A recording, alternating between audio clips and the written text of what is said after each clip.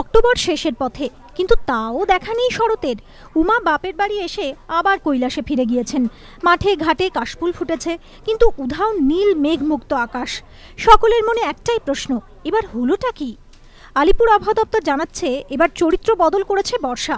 সে কারণে বর্ষা ফেরার প্রস্তুতি নিলেও বৃষ্টি নাছোড়, মাঝে মধ্যেই অঝোর ধারা। আবহাওয়াবিদরা জানাচ্ছেন, অক্টোবরে রাজ্যের বৃষ্টির যা পরিমাণ বিগত বছরগুলির তুলনায় তা অনেকটাই বেশি। তামিলনাড়ু উপকূলে নিম্নচাপ সৃষ্টি হয়েছে এবং সেই নিম্নচাপ থেকে নিম্নচাপ অক্ষরেখা আমাদের দক্ষিণবঙ্গ পর্যন্ত বিস্তৃত। এই নিম্নচাপের প্রভাবে আগামী দুদিন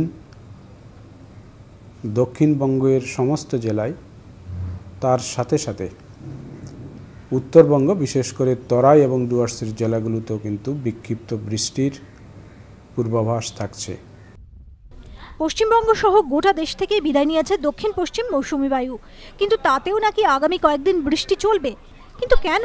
আবহাওয়া দপ্তর জানিয়েছে, উত্তর পূর্ব মৌসুমী বায়ুর প্রভাবে তামিলনাড়ুর ওপর একটি নিম্নচাপ তৈরি হয়েছে। সেখান থেকে দক্ষিণবঙ্গ পর্যন্ত বিস্তৃত হয়েছে একটি নিম্নচাপ অক্ষরেখা। এর জেরে মঙ্গলবারও কলকাতা সহ গোটা দক্ষিণবঙ্গে হালকা থেকে মাঝারি বৃষ্টি হবে তরাই ডুয়ার্সেও। অর্থাৎ বৃষ্টির বায়নাক্কা থেকে আপাতত মুক্তি নেই বঙ্গবাসীর।